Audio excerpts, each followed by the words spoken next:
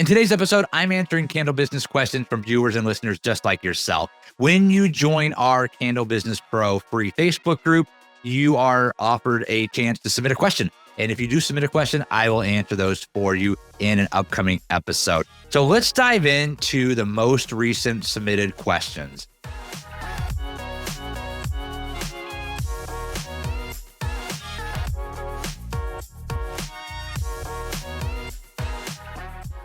If you're just tuning in for the first time, I'm Sebastian Gargent, the co-founder of Gargent Beacon Candle Company alongside my husband, Chad, and the founder of Candle Business Pro, where we help makers go pro. We have everything from supply lists to a candle making course to our inner circle, which is where candle business owners come together as a community and help each other grow and scale our businesses. So if you want to learn more, you can check out candlebusinesspro.com or visit the show notes below for some free links to different downloads that you can grab from us. All right, so let's get into this. This first question is from Katerina. I will definitely mess your last name up, Katerina, and I do apologize in advance for that. But I'm going to go with Katerina Polinskaya. Katerina. All right, let's talk about this. Your question: as a solo candle maker starting with limited resources, how long would it realistically take to reach profitability? And what would you recommend doing to get there faster? Okay, so great question. So it's going to cost a bit of capital for you to invest into starting your business, right? You're going to have to go through all the testing. You're going to have to go through figuring out what wax you want to use, what wicks, what oils, the vessels, gathering all of those supplies. I have a video that we recently did, and it is all about the cost of starting up, what it realistically costs to start your candle business. So I would definitely recommend checking that out. There might be some costs affiliated that you might not realize when you're first starting. So definitely check that out. Realistically for us, $1,200 to $1,500 is what it took to go through all of the different testing, creating some initial inventory for us to turn around and start selling. And then once we started selling those candles, we just turn around and put that right back into the business. But that's what we started with. That is what we got this business off the ground with. And we have grown to now, in the last 3.5 years, we just surpassed $1.5 million in sales. It's definitely doable. It will be a slow start, but it's not a matter of needing unlimited resources. It's more of a matter of really focusing on the candles you want to make. I often will see candle makers say that it took them $5,000 plus to get started. Usually, not all, but usually that is they have tried multiple different waxes, multiple different wicks. They've tested hundreds upon hundreds of different combinations. They invested a lot of money into potentially their branding. They may have pivoted a couple of times. You do not need to invest that much if you really know the direction you want to go. What I would recommend doing would be to think of those brands that you really admire. They can be small, they can be large. It doesn't matter the scale. Just find something that really aligns with the type of candles you want to make. You need to have your niche and your target audience completely dialed in. I do a lot of talk about that in many of these episodes. You have to understand who you're making candles for and what niche you want to be in. But once you have that, it comes down to actually making and learning the candle testing side, right? To understand how to make the right candles. And that's where a lot of expense comes in. But if you have some candle brands that you really like and appreciate, that you would like to draw inspiration from, take a look at what they have, take a look at how they started out, even reach out to some of them. If they're a small business, they might be very willing to share some of their knowledge. See, what wax are they using? What type of wicks are they using? And know if they are doing it, you can certainly do it as well, right? People ask us, what wax do you use? I'll give that to you. We use 464 wax with CD wicks, and then we use a coconut soy with performance wicks. So those are the two different waxes we use and two different wicks based on whichever wax it is.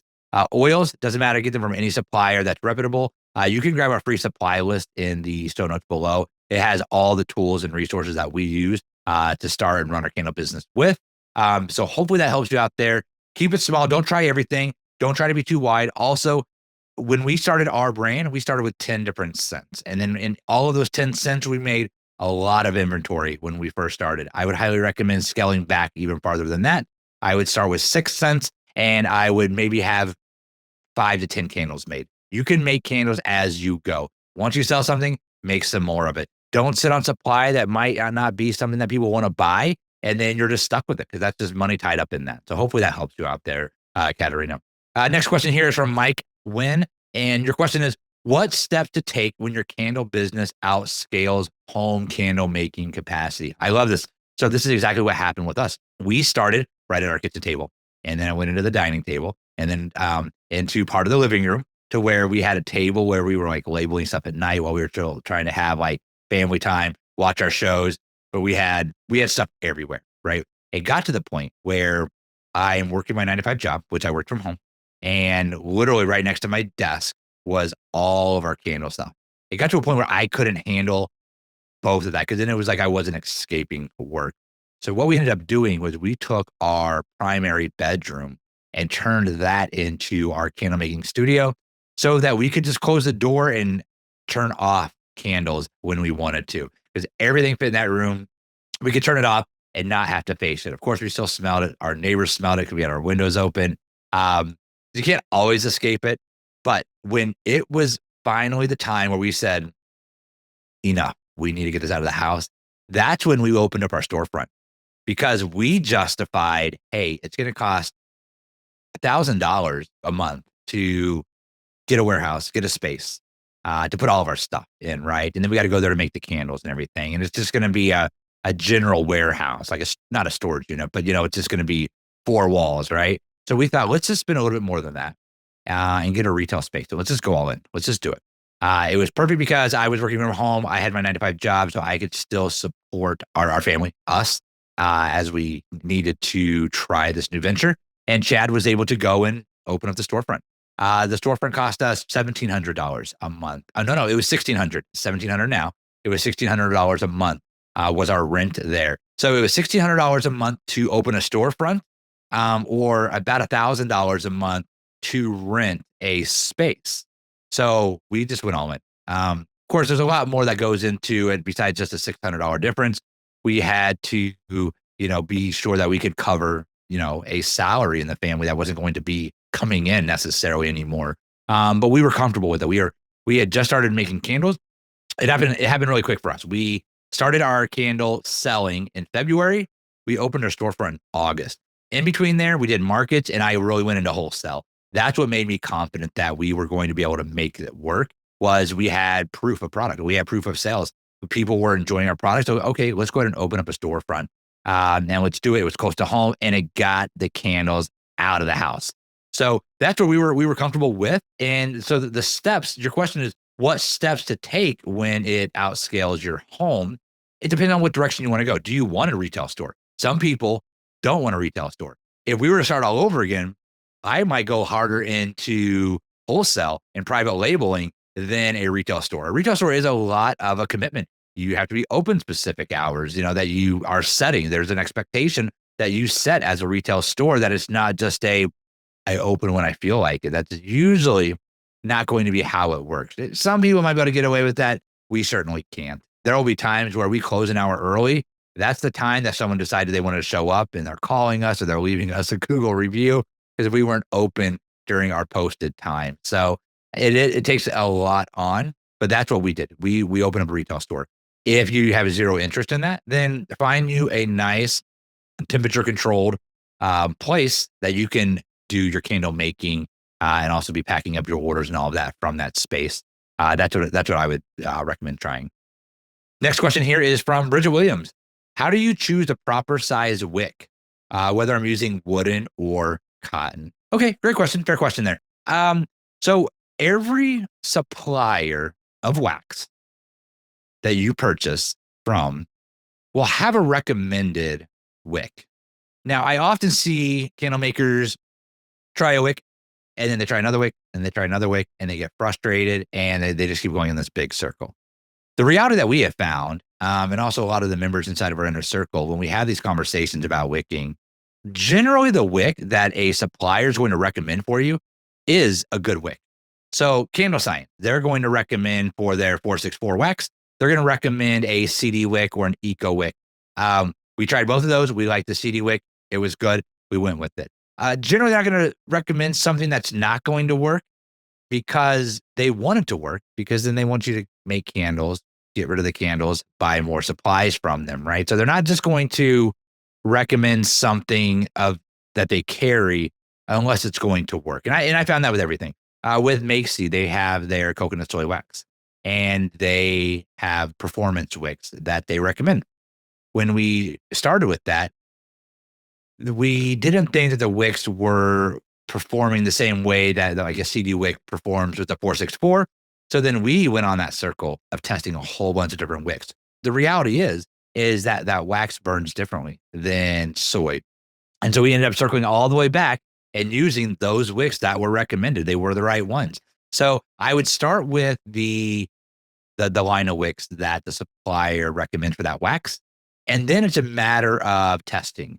And if this wick doesn't work, you need to go up or you need to go down. And so then you got to understand what you're looking for when it comes to testing. But when it comes to just selecting wicks, I would just recommend starting with the wicks that the suppliers are recommending for the wax that you're buying from them.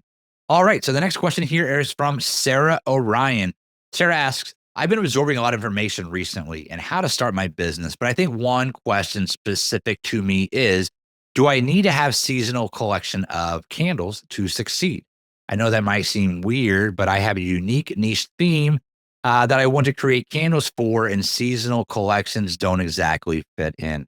You do not need to have any seasonal candles. In fact, our new Without brand of candles that we are doing is more of a lifestyle brand for us. We are doing candles. We are also going to be having perfumes. And it's really not about having seasonal changeover. It's really going to be focusing on the brand itself, and the scents that we're going to have are going to be year round. And we will slowly add new products, but they're not necessarily going to be seasonal. We might eventually down the road, but at least for the next year or two, as we're growing this brand out, it's not going to have any type of seasonal. It's just not going to fit. The theme that we're going for with this, with the Without brand, is the scent of the candle is also a perfume, right? And so doing a seasonal, I don't know how many people want to have a peppermint stick perfume or a pumpkin spice perfume. I mean, some people might love that, but that's not what we are going to be going for. It just also wouldn't fit in with the vibe of that brand. So depending on what your niche is, you absolutely don't need to do that. Just think of some of the other things besides candles that are in the scent world, such as perfumes. These lines of perfumes that come out, some of these brands, such as like a Christian Dior, just as an example, they'll have several different perfumes, but they're not seasonal. Like they're not putting out a seasonal scent, right? So you absolutely don't need to do that. And a lot of times it won't fit in. If you're doing all, let's just say, bougie, elevated hotel collection type of scents, like where would a fall or seasonal scent fit into that? I'm not sure necessarily would. So yeah, depending on what your niche is, it might be completely irrelevant to do something seasonal. So no, definitely not. Next question here is from Shannon Cag. And the question is, where should I begin? Great question. So the first thing I would do is define your why. Why do you want to make candles? Because that's what you're going to need to refer back to quite often. Because candle making is not easy. Candle making can be learned and become very easy. But if you're wanting to make this into a business, it's going to take a lot of work. Anybody can succeed, but you have to put in the work. And I think there's a misconception that because the entry level to get into this is so low that anyone can do it. Yes, anyone can get into it, but succeeding is a whole nother thing.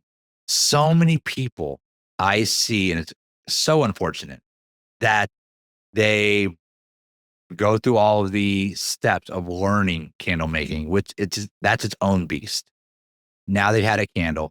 Now they are building a brand around it. Their packaging is right. Their branding is right. Their messaging is right. Everything is good, but they aren't taking the steps to figure out what sales channel works best for them. And then they end up giving up and quitting. And I hate seeing that, but it happens all the time. In candle making, you are going to, when you want to turn this into a business, you're going to have to work really, really hard. It's tough because inside of the inner circle, we are a community of candle business owners, right? And we are all networking, sharing tips, sharing tricks. We do a workshop every month. We have office hours every week, and people come together and often say, it's, "Hey, I'm struggling. What can I do to get started?" One of the easiest things I always say is do a fundraiser. You can do a fundraiser and get your brand off the ground. Do a fundraiser. But some people just don't do the steps. Whether it's just not them, they realize, hey, this is more than what I wanted to do, or that's not a direction I wanted to go. Some people say, I hate social media. I'm not gonna create a business page for my candle business. Can you make a candle business without social media? Sure, you can. It's not going to make it any easier though. It's going to make it harder, right? It's just like the number one thing that I always say is make sure you collect email addresses starting on day one. Do you have to? No. Can you create a business without that?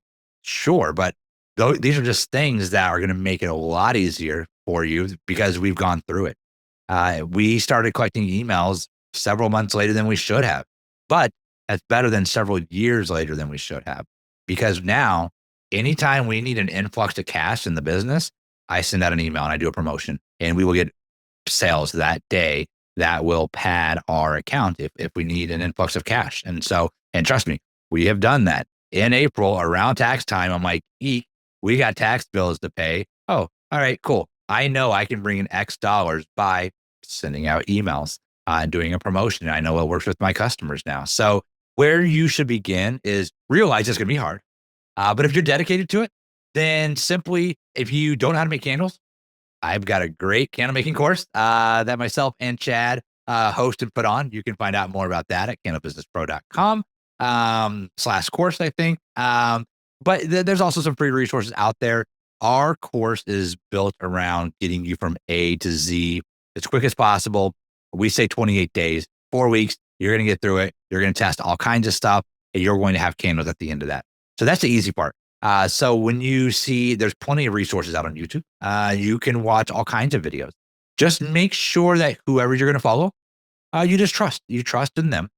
If someone is promoting that they can help you start a candle business, make sure they're running a candle business.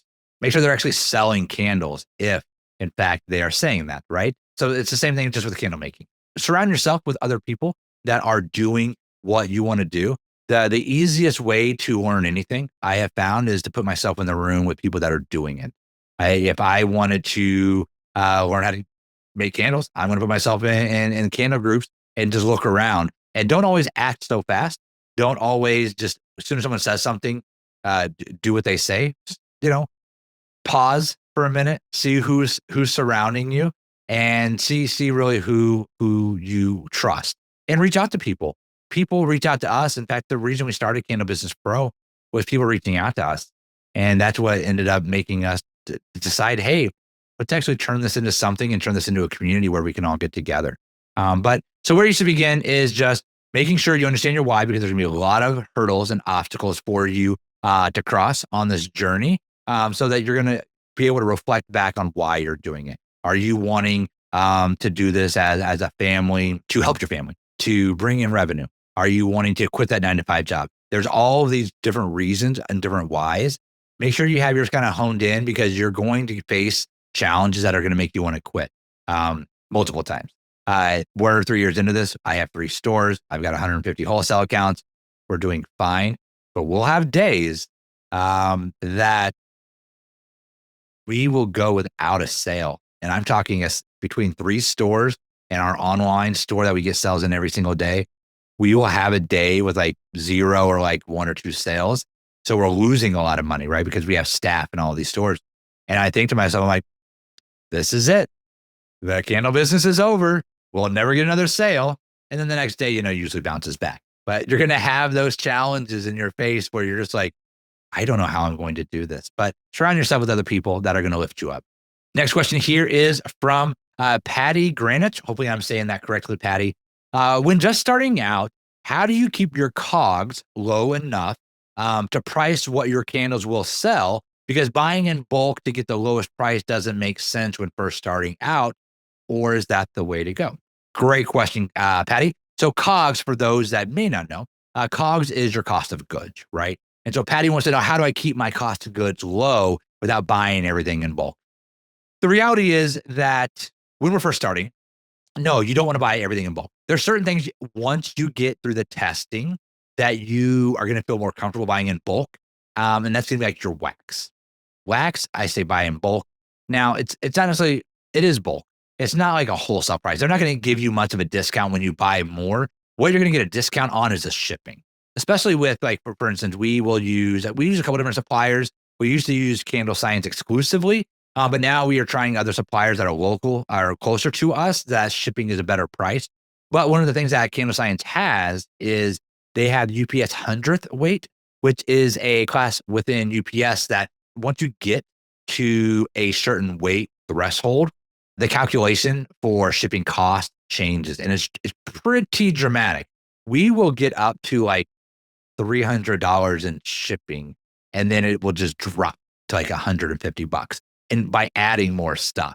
So what'll happen is Chad will build out a cart, and so he'll have a couple hundred vessels and all these oils and a couple boxes of wax, and we haven't hit that threshold yet to where the shipping line says UPS 100th weight, and I'll be like, add another box of wax. So then we'll put another box of wax in there. If that doesn't work, we add another box of wax. Then you're going to see it drop down dramatically. So the wax, you can't necessarily, you can't get a discount on. Even the oils and things. Like, honestly, we are running, like I said, we're doing over 500,000 a year, 550,000, I think is what will come into this year in sales. There's not a lot of stuff that we are getting like crazy discounted pricing on. We will get our vessels where we'll buy the next threshold of cases, right? Where it's like 1 to 6 cases is $2 a piece. And starting at 7 cases, it goes down to $1.75. So that's only a quarter per vessel. But when you're buying 100 vessels, that's $25. That's a way of saving money. One of the ways of saving money actually is by, if you're watching this video here, I'm showing you our classic glass, right? So this is our classic line of candles. This is where we make our money. And this is a vessel that's really, it's just a glass vessel, right? We don't have different colored vessels for our classic year-round candles because their colors and things like that of vessels are going to go in and out of stock, in and out of your supplier carrying them. So start with something that you can use for all of your candles, like a simple Libby jar like this, and then make them different based on your labeling. That saved us a lot of money because then it's not a matter of, for the sugar lemon scent, I have this yellow vessel, but then this candle doesn't sell. And now I'm stuck sitting on these vessels, right? The reality is a lot of the suppliers, their vessel inventory changes over all the time. I would not build a new candle business around any of the suppliers' vessels that are fun, unique, special, seasonal, because that's where you're going to get stuck when they end up not carrying that anymore. It's happened to us on a couple of the lines that we carry from different suppliers. They're only going to carry what makes sense for them. You buy up these colored vessels and you have, for instance, we have a coconut soy collection that we do in these like boxes back here. Even who we buy those boxes from, they end up going, out of stock all the time. So it's frustrating. So I would keep your supplies very basic, but your branding doesn't have to be basic. And everything you do around it, we invest in our labeling, and it works for us. And so keeping your other cost of goods down.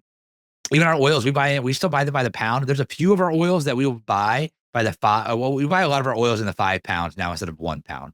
But when you're first starting out, your cost is just gonna be high. It's just what it's going to be. This candle, when we first started, was about $7.25 to make. We make this now for about $5.50. Okay. So we're almost $2 cheaper now. But at $7.25, we sell this for $26. We're still making good money on it, right? It might not be quite that 4X, 5X, 6X that I would want to go for. I have lots of episodes about how we do our pricing.